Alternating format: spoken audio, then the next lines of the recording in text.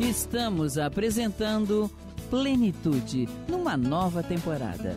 A apresentação Iraci Campos. Olá, estamos em plena campanha de valorização da vida. Estamos no Setembro Amarelo e nada melhor do que falar sobre motivos para viver. Todos nós temos motivos para viver. Mas será que nós conseguimos enxergar esses motivos? Será que nós conseguimos dar o verdadeiro valor a esses motivos?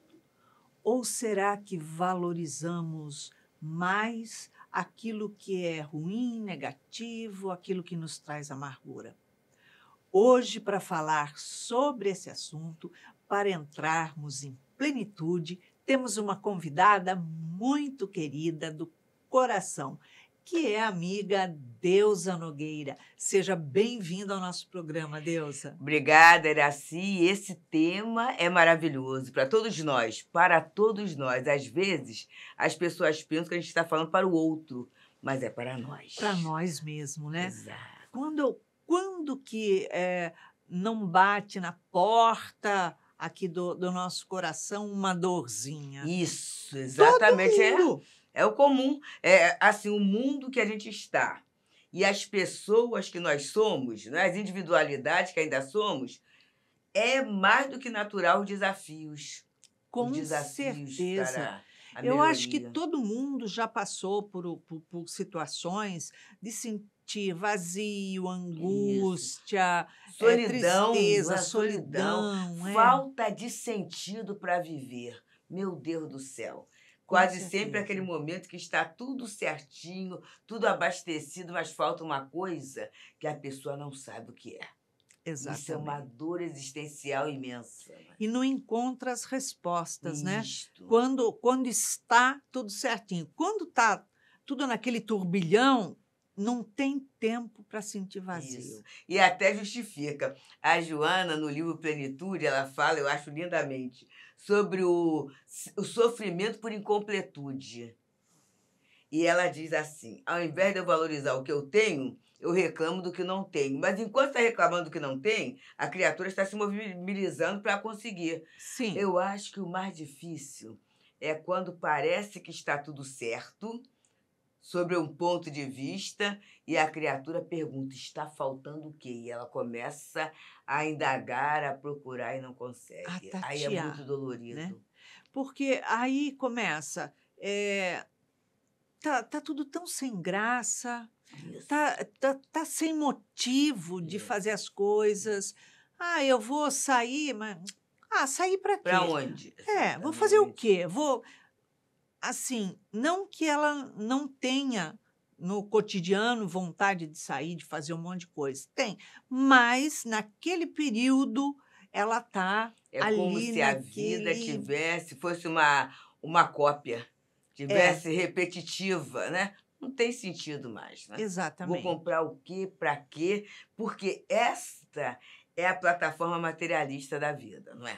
É o ponto de vista que está lá no Evangelho da vida material. Chega um momento que não tem mais. Exatamente. Não tem mais o que comprar, não tem mais o que fazer, não tem mais. E aí como é que fica? Perde a graça, Isso. Tudo aquilo que ela traz de fora materialmente para preencher algo que ela não põe para dentro. Não tem significado. Porque não põe para dentro, né? Tudo que você traz de fora, que traz não.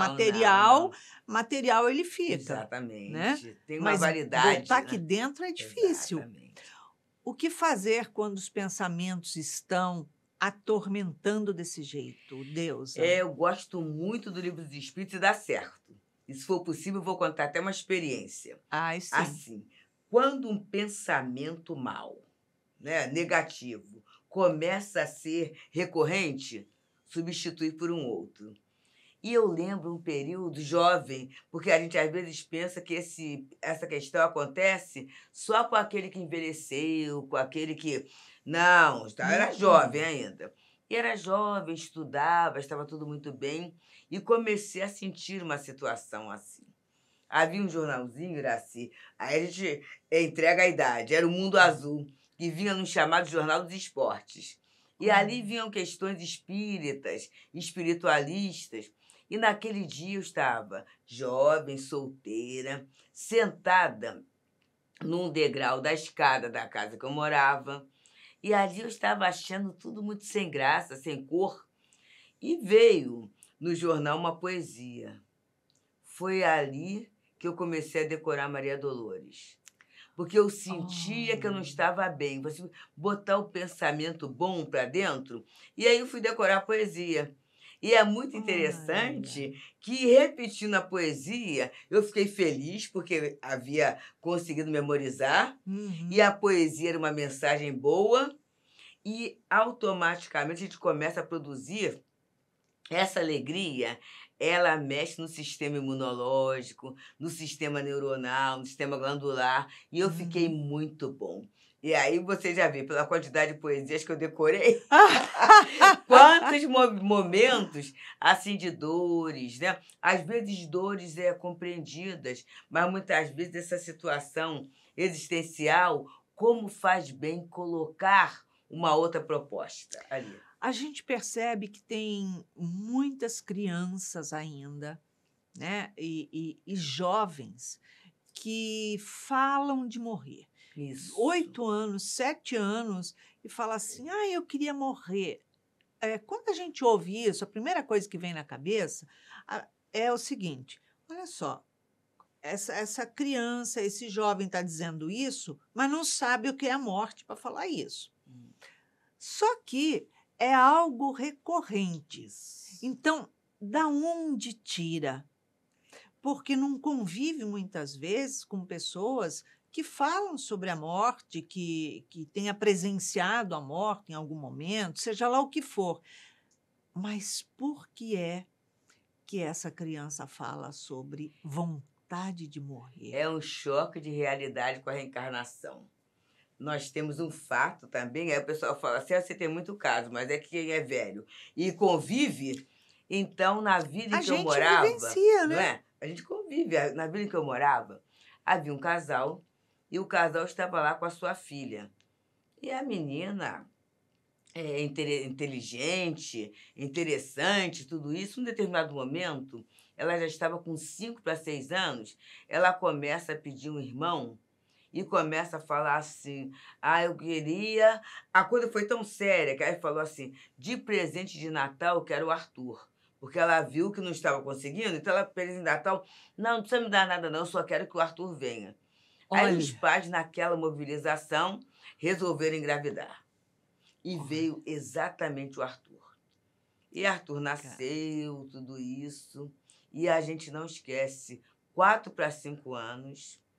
Um determinado dia, ele sentado, ele fala assim, e o Weber passando ouviu, assim, se eu soubesse que a vida era isto, eu não teria vindo. Ele falou isso, ele verbalizou isso. Olha, e esse menino, ele tem ar de nobreza. E ele agora está adolescente, ele tem um tipo de nanismo em que, se for administrado o hormônio do crescimento, vai mexer em outras questões. Então, é um trabalho para ver a autoestima, para trabalhar tudo isso. Então, ele, para mim, foi um exemplo, que foi um momento que ele tomou consciência da reencarnação.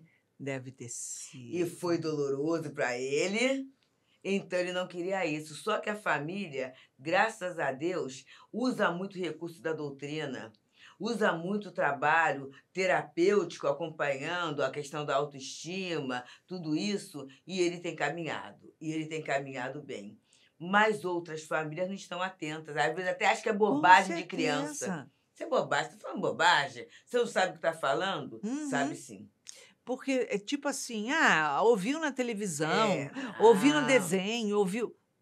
Não, se não marcou, não adianta você ouvir na televisão, porque não tem uma representatividade de um sentido. E, nesse caso, tá havendo um sentido ali. E você vê que são 2 fases. Na infância, o espírito ainda não se apropriou totalmente da reencarnação, então ele tem contatos no plano espiritual que faz ele ver o contraste, e na adolescência é o momento que o espírito se apodera do corpo.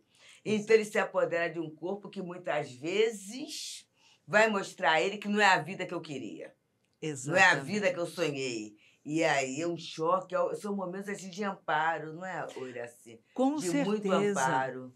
porque provavelmente numa encarnação, às vezes até anterior, tinha um corpo mais escultural, um corpo mais Isso. bonito, um não sei o quê, tinha Uma vida familiar porte. diferente, não é? Exatamente, é. Então, E aí, quando chega nessas, já se depara já com uma forma de corpo já não tão exuberante, não... a insatisfação começa a ser expressa. E aí, o que eu vou fazer? Vou fugir disso. Não quero essa situação. Porque uma criança, o que uma criança de 5 anos Exato. conhece da vida para falar? Se eu soubesse que a vida era isso, eu não vi. E aí, Iraci, vem o que a Casa Espírita nos ajuda a ver. Ainda há pouco mesmo, na livraria, nós conversávamos com a mãe de alguém, em que ela falava sobre isso, né? A filha tem 5 anos, mas ela consegue ver a filha como espírito imortal. Então, a conversa é outra, né? O papo é outro, né? Totalmente. É outra situação. Então, quando você vê a criança como um bonequinho, como alguém de 11 anos que começou ali e continua daquela forma, você vai ter uma limitação muito grande para lidar com essas questões. Você acredita que a falta de limites que está acontecendo hoje dentro dos lares é o que está acionando maior vazio existencial, maior busca do suicídio para sair da vida? Porque a gente não vê limites. Se eu né? posso tudo, Uhum. a vida não é nada. Não É tem muito graça. interessante, né? O limite, gente, ele desafia a gente a melhorar. Qualquer verdade. limite. É Qualquer verdade. limite. Então, eu começo a olhar alguma coisa que não está funcionando bem em mim, Uhum. eu vou procurar recursos para resolver. Eu vou me autodesafiar e isso é altamente saudável em tudo. Exatamente. Porque eu vou despertar aquilo que Leon Denis fala no livro Problema do Ser e do Destino, as potências da alma. A vontade como maior potência. E aí eu vou perceber assim, mas eu consegui. Isso vai trabalhar a minha autoestima. Ou eu não consegui ainda. Vai trabalhar a minha humildade para eu procurar recursos. Uhum. Se a vida me apresenta tudo de mãos dadas, tudo de bandeja, né? Tudo na minha mão, eu vou buscar o quê para quê? E aí perde até o próprio sentido da reencarnação. Porque a reencarnação é para o progresso. Como é que eu vou progredir se eu não tenho nada que me desafie? E o limite é um desafio. O limite é. Um desafio. Eu vou trazer aqui até um caso, né, uma situação que ocorreu para a gente falar sobre isso. Um menino de 13 anos se jogou do 13º andar e não morreu. Não morreu. O máximo que ele fez foi machucar o pé, que botou uma bota. Como pode, né? Aí você fala assim, Interessante, né? como... Que anjo guardião, né? Que trabalho do anjo. Imagina que braços Exato. fortes, né? Com certeza. Aí, essa mãe veio com ele ao centro espírita e buscou assistir palestra. Já sabia do caso, ia conversar após a palestra. Aí, ele começou, quero ir embora, quero ir embora, quero ir embora, e, tipo assim, topete para olhar na mãe, falar com a mãe. A mãe levanta com o filho e sai. Aí, o Clóvis, como sabia já da história, foi atrás para tentar conversar. O menino ao lado da mãe fala assim, olha só, eu falei que quero ir embora, que eu não quero ficar aqui. Assim, entendi, arrogante mesmo, né? E ele falou assim, calma, olha só, vamos esperar, espera, aguarda um pouquinho a palestra, tudo, depois você vai conversar, tal. Ele não olhava na cara do Clóvis, tipo assim, estou ignorando. Exatamente. Falava assim para a mãe, eu já disse que eu quero ir embora. Já disse que não quero ficar. Você quer que eu faça novamente? Olha, Falou isso para a mãe. A olha. mãe, não, filho, vamos embora, vamos embora. Eu já ia falar assim, primeiro que eu já ia estapear ali mesmo, entendeu? Falar assim, não, agora você vai se jogar, porque se Agora você não vem se cá. jogar, eu te jogo. Que Isso isso? não começou agora. Claro que não. É a questão da educação moral. Meus amigos, a gente está confundindo muito educação com instrução. Total. Eu acho que a criatura ela é educada quando ela está equipada para uma vida social bem-sucedida. O que é a vida social bem-sucedida? É ganhar muito dinheiro. É ter uma Exatamente. postura, um cargo, né? Na verdade, eu estou olhando só a casca, porque isso é a casca. E Exatamente. até uma vida profissional bem-sucedida, ela não vai comprar a afetividade, ela não vai comprar o bem-estar, porque o bem-estar ele não é composto por coisas.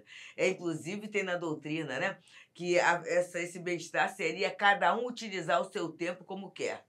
E como Com é que eu vou ter certeza. escolha na utilização do meu tempo se não Exato. foram dadas opções?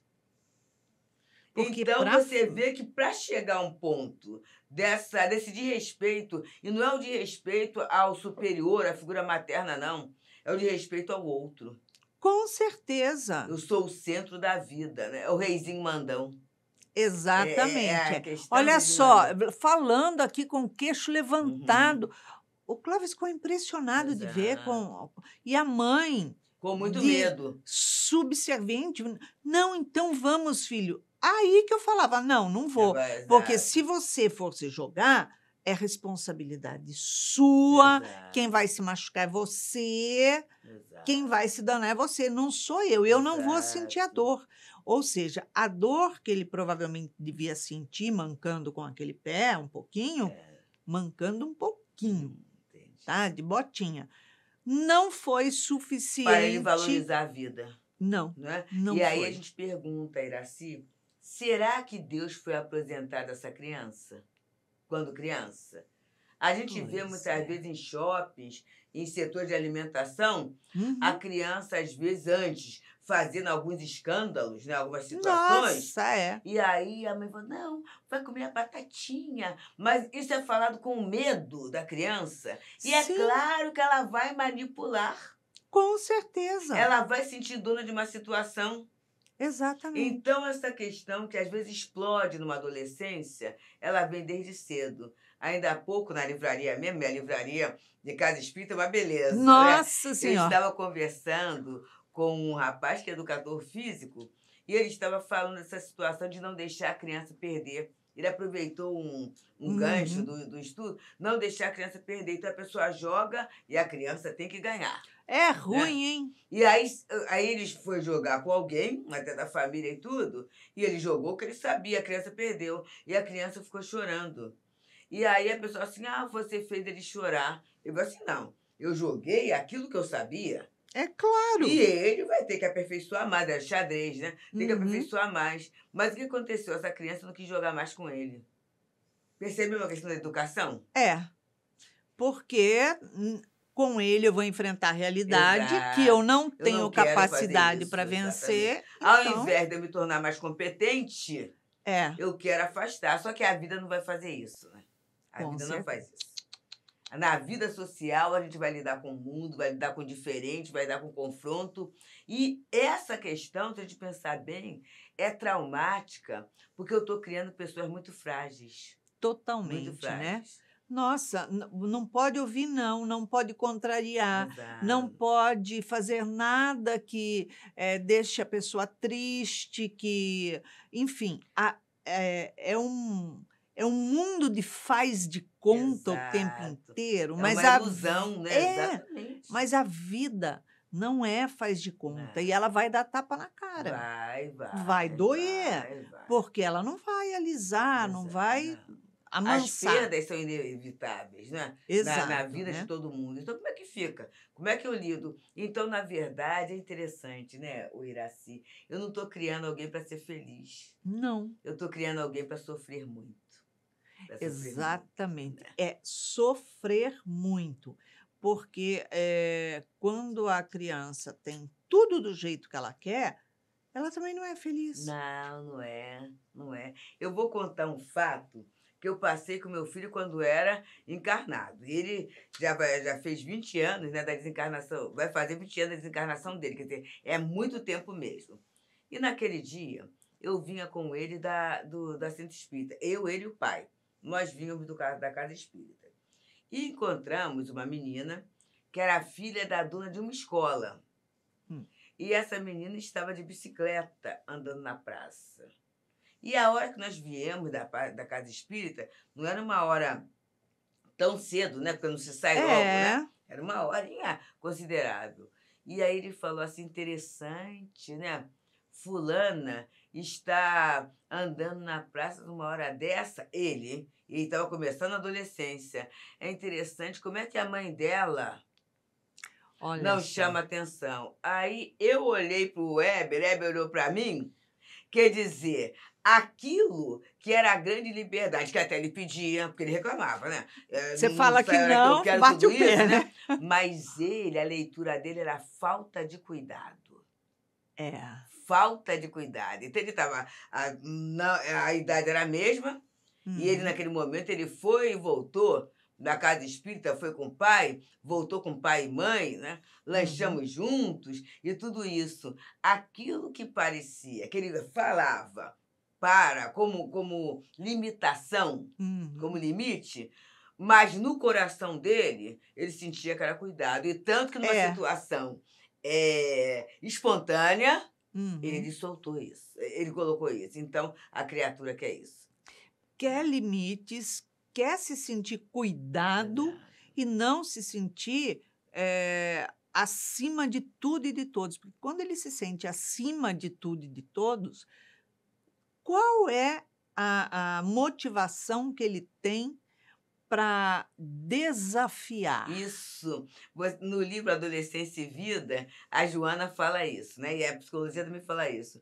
Que o adolescente, ele quer dizer assim, eu cheguei, assumir a sua identidade. E para assumir a sua identidade, ele tem o confronto. Exato. Ele tem o não querer tudo isso. Ele quer isso.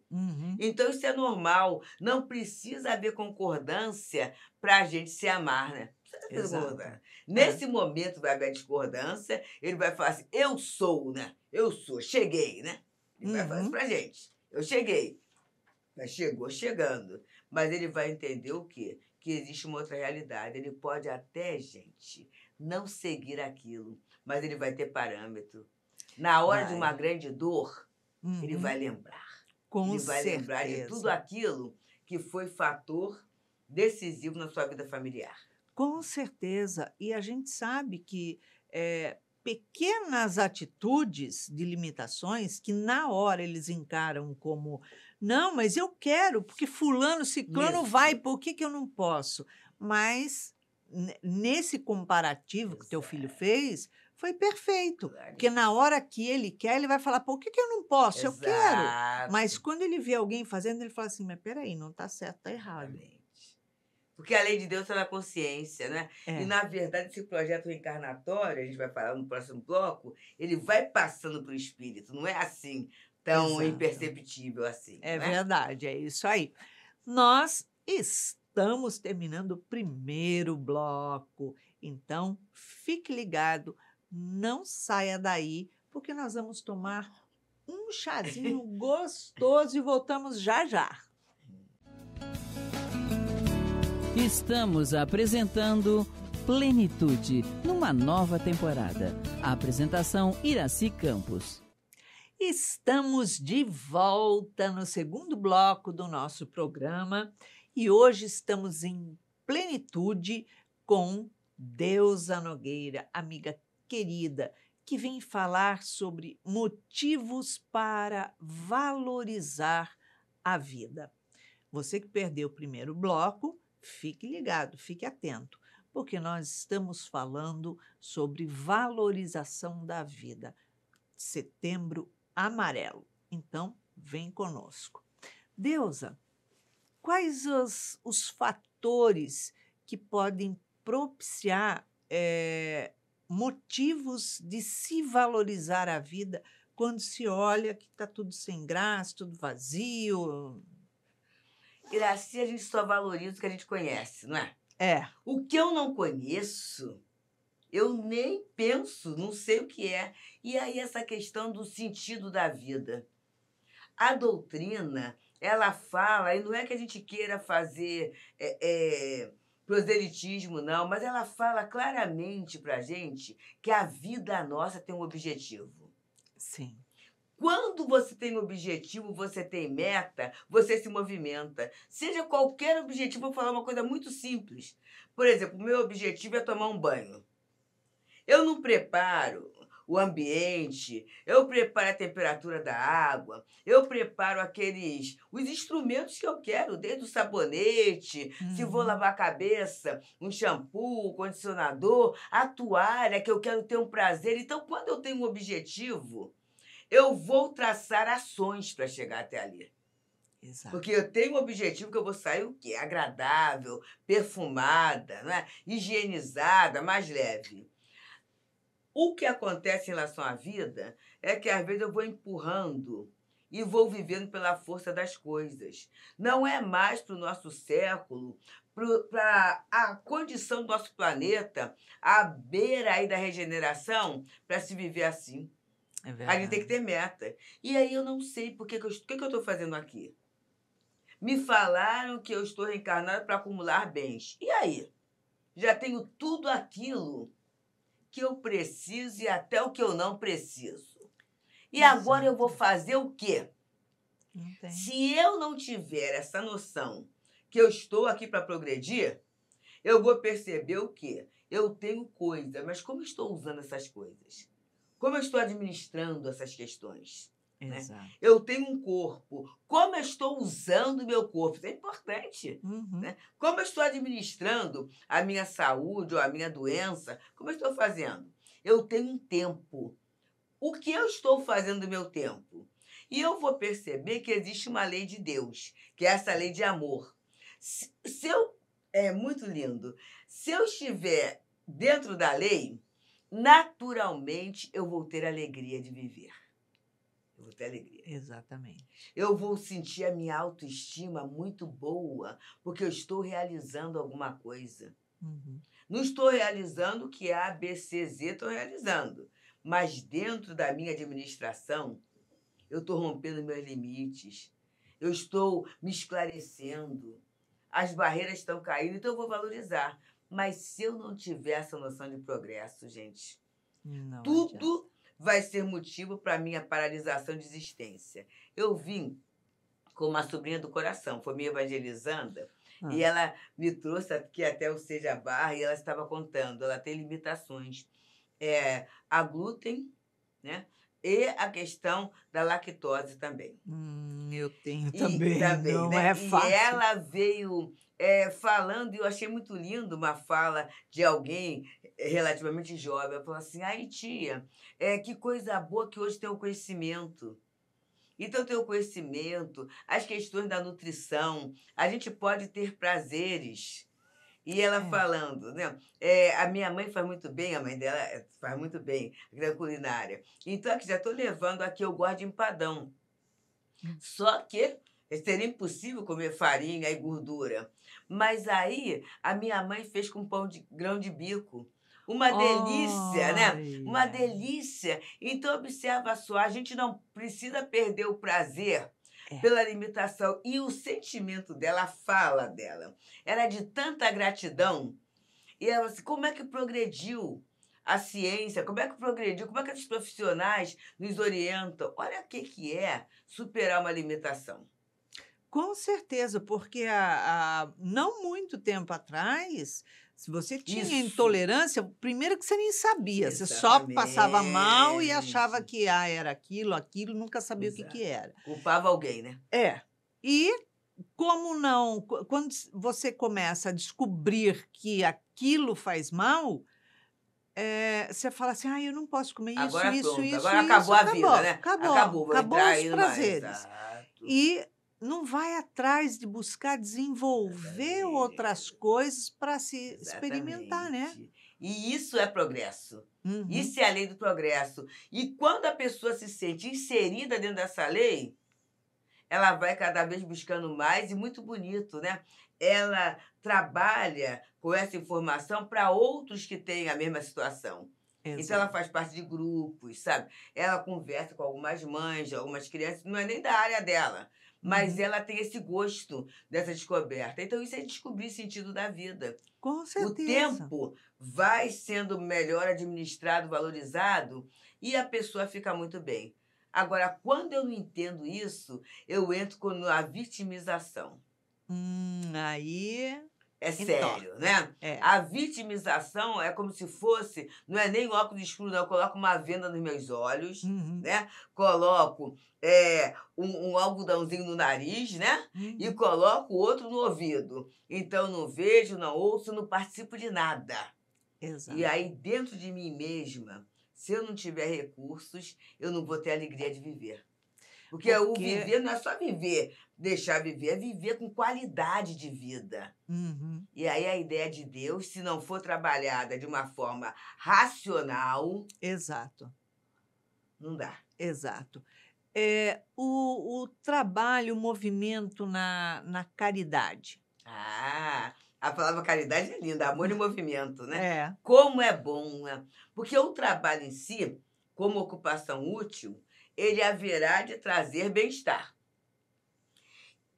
Pela própria a neurociência já trabalha isso, né? A Uhum. gente trabalha os chamados hormônios da felicidade, entre É, aspas, né? Você é. produz. E quando você faz isso voluntariamente, é muito interessante, porque a gente ocidental tem uma questão meio mal resolvida com o trabalho formal, né? Uhum. Até porque a palavra vem de tripalho, que era um chicote, é uma questão de tortura. A É. gente trabalha mal com isso. A gente foi mal educado tanto que o que muitas vezes os pais falam? Eu quero que meu filho se equipe muito bem para não trabalhar tanto quanto eu trabalhei. Então, a criança estuda bem, aproveita para você estudar, instrumentalizar, para você não ter que trabalhar tanto. Então, eu passo uma ideia de você ter recursos sem esforço. Exato. Né?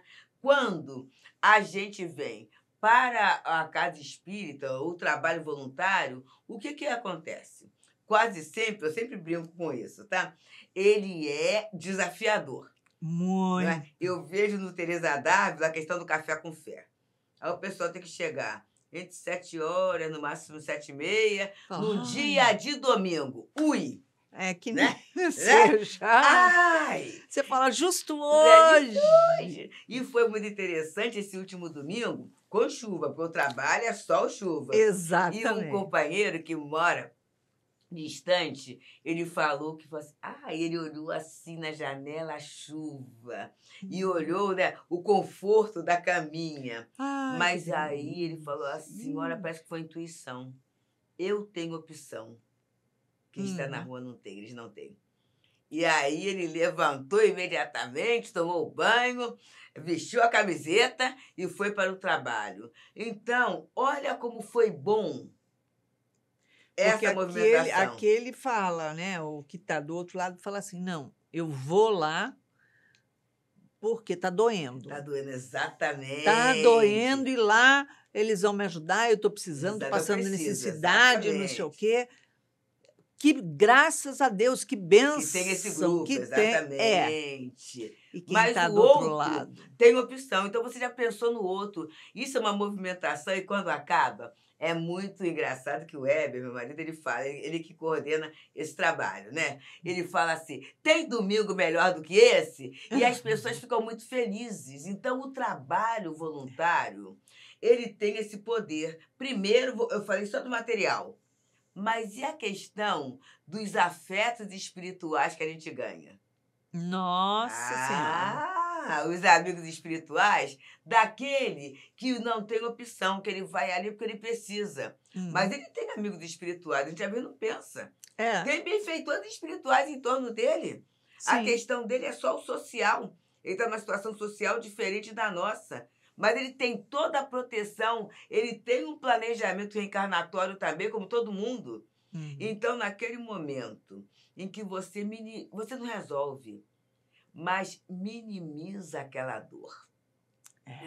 minimiza aquela dor, evita que ele se comprometa em outras situações que complicariam o seu projeto reencarnatório. É verdade. Então, nessa hora, mesmo sendo imperfeito, tendo as dificuldades, a gente se torna um benfeitor. Olha que bom. E não é bom experimentar sentar na cadeira do benfeitor um pouquinho? Né? Nem que seja umas horinhas no dia, é bom, né? Não é o nosso lugar. Mas naquele momento, ó, você adquiriu aquele lugar. E isso vai trabalhando na gente o quê? Olha, eu posso, né? Eu me senti tão bem naquele domingo de manhã. Ah, tão bom se fosse sempre assim. E aí essa história de trocar o de vez em quando por de vez em sempre é uma meta. É uma meta. Certeza. É uma meta. Com certeza. E aí a semana todinha, se eu só faço aquilo no domingo, é o único contato do voluntariado do bem. Eu vou viver a semana todinha torcendo para que chegue domingo, para conseguir trabalhar. Isso, gente, não vai dar espaço para outras questões. Com certeza. É a valorização da vida, é a valorização do tempo, é aprender a fazer uma escolha melhor, não é? O que dizer para a pessoa que está em estado de depressão e que ela é convidada para ir fazer um trabalho de caridade, é convidada a ser um voluntário, né? E a pessoa diz assim, não, quando melhorar eu vou. Pois Quando melhorar eu vou. Observa só, é porque eu não quero melhorar. Porque quando eu entro num estado desse, eu quero ajuda, porque não é num estado normal. Não é um estado normal, é um estado patológico. E aí eu vou ao médico. O médico vai dar lá a orientação. Eu vou ao terapeuta, ele vai dar uma orientação e quase sempre esse trabalho, essa movimentação voluntária entra. Por quê? Porque ele fala assim, ó, vai fazer atividade física. Aí a pessoa fala assim, eu só vou fazer se eu quiser. Já cria um problema, não é? Então, ele entra nessa questão do trabalho voluntário, que é uma forma de mobilização, de você se movimentar. Exato. De você se relacionar com outros. É interessante, porque quase sempre no estado de depressão eu quero ficar sozinha na minha dor, porque eu sou a vítima, e ninguém vai entender o que eu estou sentindo. E aí você vai chegar ali, vai se relacionar com outros, né? Vai receber amor, vai ser solicitado na sua capacidade de oferecer alguma coisa ao outro, que no fundo é amor. Porque aí não sou eu, o coitadinho, o sofredor, é o outro. Eu vou... E tem uma expressão do instrutor Gúbio, lá no livro Libertação, de André Luiz, através do médico Chico Xavier, em que ele diz o seguinte, uma dor maior sempre consola uma dor menor. É verdade. Porque é diferente de eu estar na depressão, no meu conforto, né? Na minha casa, não está faltando nada. Daquele outro que está na depressão, porque não tem o leite para oferecer ao seu filho. Porque não tem o emprego que garanta uma condição digna. Que muitas vezes está desesperado porque não pode comprar o gás, tem o alimento, mas não pode comprar o gás para fazer. Então, que está sendo pressionado, muitas vezes, por uma ação criminosa, é diferente a posição. Com certeza, não Nossa é? Senhora. E a gente vive isso no dia a dia, não é uma historinha que está se contando, se vive isso. Então, quando eu vejo, meu Deus, tem gente sofrendo por esse motivo que eu nem sabia que existia, pronto. E é um recurso, recurso. Eu posso entrar nesse grupo? Posso entrar nesse grupo. Olha, mudou. O melhor tempo é daquele que não tem tempo e tem que ajustar o tempo, e aquele que é o sofrido para aliviar a dor do outro. Com certeza. É a administração do tempo. Eu assim, não, eu posso fazer alguma coisa. Esse eu posso fazer alguma coisa, a gente já começa lá, adrenalina, ocitocina, os hormônios todos aí, né? Já começam a movimentar. Então, eu vou ver uma semana diferenciada, Iraci. E é a realidade, quando a gente fala, é a realidade nossa. É a realidade nossa. A gente não tem tempo de algumas questões. Eu até muitas vezes falo, né? E as pessoas sorriem, mas é verdade. Você, olha, não dá tempo de fazer fofoca. Porque não dá. Não dá tempo. É, Né? Você com tem que certeza. organizar a sua vida, porque tem o trabalho tal, o trabalho tal, o trabalho tal. E essa solicitação é vida na vida da gente. É Perfeitamente. vida. Porque se não fosse isso, sabe lá Deus como estaríamos. Sim. Não é? Não dá nem Deusa, para pensar. as redes sociais, né? Hum. As redes sociais aí da vida. É um contributo para a degradação do ser humano em termos de depressão, em termos de dor, em termos de frustração? Olha, eu recebi, por uma rede social, né? Recebi uma fala de um padre. É muito bom a gente pensar nessa verdade vindo de várias questões. Sim. E o padre, no sermão, falava assim: sabe qual é o maior inimigo do homem? E aí as pessoas ficavam. E ele pegava o smartphone. E aí ele começa a falar dos aspectos negativos. Porque, é claro, gente, facilita a comunicação, não dá para viver sem ele. Mas quando ele fala, quando a rede social substitui o contato direto. Quando, muitas vezes, é uma coisa absurda. Dentro dos lares, né, a pessoa se comunica com o outro através de rede social, né? Exato. Então, eu vou substituindo o contato, eu vou substituindo um abraço. E aí tem questões que a gente necessita da convivência para ter a possibilidade ou a condição humana. Nós vimos, por esse tempo de pandemia, com muito isolamento, a situação toda, as pessoas começaram a falar muito alto. Começaram a ter dificuldade de chegar perto da outra, né? É Foi verdade. nas casas espíritas, algumas casas espíritas ainda, tendo uma grande dificuldade das pessoas voltarem a frequentar. Exato. Muitas vezes o passe sendo até o passe coletivo, porque falta médium para dar passe. O que é isso, verdade. gente? E a pessoa, não, mas eu estou acompanhando muito bem, estou vendo as lives.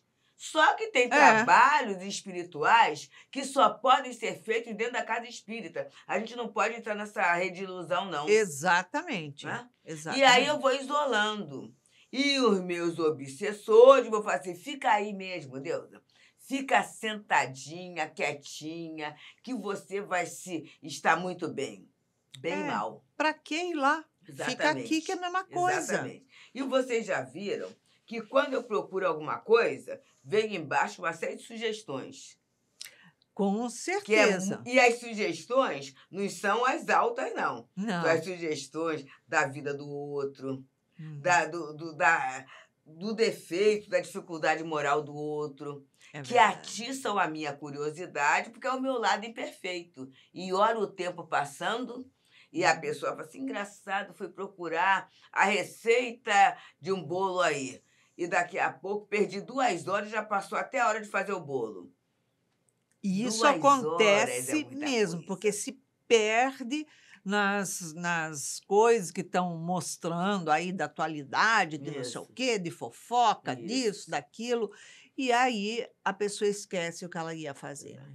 Perde a meta, que aí eu falei do bolo, queria fazer um bolo. Mas foi tanta informação que já passou até a hora do lanche, né? E eu não usei aquele bolo. E aí, assim, a minha vida vai esvaindo.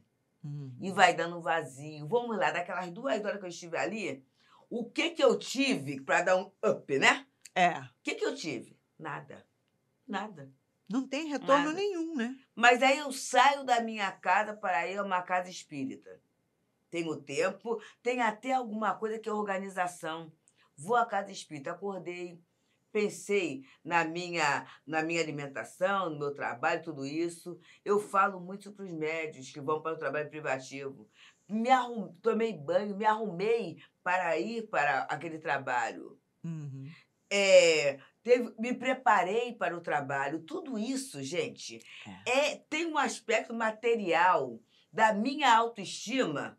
Porque se não fosse aquilo, eu ficaria em casa e talvez até descuidado, né? Largado, da minha né? aparência, largado lá, de qualquer maneira, andando para lá e para cá. Então, isso é saúde mental. Exatamente. que vai me gerar uma saúde espiritual também. Sim. E a gente sabe que a saúde mental é o grande problema. E quando você falou da criancinha, vai da criança até o adulto. Vai da criança ao adulto. Essa criança que não tem meta, que não sabe o que quer, né? Porque não é também, não tem limites, Não tem ela está doente nenhum. mentalmente. Exatamente. E aí ela começa a pensar assim, tem outra vida, tem outra questão. Embora muitas vezes é criada no meio materialista. Totalmente, Mas ela né? sabe disso. Então é melhor eu morrer. É melhor eu acabar com isso que está aqui, que não vai me dar em nada. No subconsciente está a falta do sentido da vida. E aí não se apresenta a Deus, não se apresenta a Jesus, não se traz para uma evangelização, porque quando ele crescer, ele vai resolver a religião que ele quer, ele vai optar. Como é que ele pode optar por alguma coisa que não foi apresentada? Não, opção se ele foi não dada? conhece nenhuma, ele vai optar o quê? Então, ele teria que conhecer várias Isso. para ele poder, então, depois decidir. Mas Deveria depois ser do apresentado. conhecimento. Mas não foi apresentado, como é que pode isso? Não é, Exatamente, é. É muito grave e a responsabilidade é muito grande, né? Porque esse adolescente, ele foi criança um dia. Uhum. E naquela fase mais fácil não foi feito. Ah, mas aí agora na adolescência que eu resolvi, eu posso fazer? Posso, sim. Claro. Posso. Há uma autoridade biológica dos Exato. pais. Exato. Né? Sem contar na espiritual. Mas há uma autoridade aí que precisa ser exercida. E o adolescente precisa, não é autoritarismo, não é autoridade mesmo. Com E ele certeza. saber que aquilo é porque se quer o melhor para ele. Ué, se o filho adoece e fala, não vou tomar remédio porque eu não gosto, desde quando a Exato. gente vai tomar remédio porque gosta Porque do não, remédio? ninguém gosta, exatamente. Ninguém, se não fosse assim, fala É, assim, com ai, dá uns certeza. remedinhos para mim É. gostoso que eu vou ficar tomando Isso, aqui. não é isso. Não é assim. Não, não. Mas Ele a toma. gente ouve exatamente isso. Eu não vou levar a casa espírita Exatamente. porque eles não Não querem. querem ir, Não exatamente. quer, não tem quer. vontade. É. Mas eles adoram ir na escola. Exatamente. Até para determinadas outras atividades, né? Ele Uhum. vai porque tem que ir, né? Ele tem que ir. Exatamente. Exato. Então, por que não a casa espírita? Por que não o trabalho no bem? Por que não acostumar, gente, a nossa criança, o nosso jovem, a ter responsabilidades? E hoje eu ouvi É lindamente ali nessa conversa na livraria, ela falou assim, a criança sujou. Ela, pois é, e aí? Aí a mãe virou e falou assim, olha, não tem problema nenhum, a consequência de quem suja é limpar. Com certeza. E deu a ela. A É criança tem isso aí. 5 anos, mas tem que ter responsabilidade. Com Porque durante certeza. a vida vai ser assim, né? Uma vida inteira, né? Todos nós temos responsabilidade. Exatamente. E a gente não reencarnou para brincar. O fato de querer sair da vida é não querer também Assumir enfrentar responsabilidade. as responsabilidades. Dói, com certeza dói, mas é necessário seguir em frente, Exatamente. porque não tem nada mais gostoso do que a vitória sobre as coisas que a gente não queria fazer e teve que Com fazer, certeza, muito bom. né? Exato. É isso aí. Deusa, chegou ao final do nosso programa e eu convido você a deixar uma mensagem para as nossas amigas que compartilham na nossa salinha aqui nessa tarde. É muito bom viver. Vale a pena viver. E vale a pena viver com Jesus. Vale a pena viver com Kardec, com a doutrina espírita. Vale a pena aproveitar esta bênção de Deus para todos nós. Obrigada, Deusa. Obrigada pela sua presença.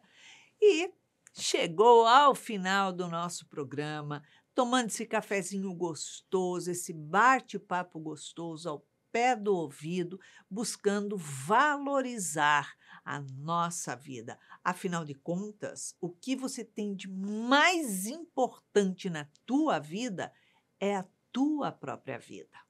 Não são os filhos, não são os pais, não são esposas, maridos, mas é a tua vida. Então, que seja com amor. E para que você tenha uma semana de muita paz, alegria, muita luz, deixamos aqui um beijinho cor-de-rosa. Muita paz. Acabamos de apresentar Plenitude.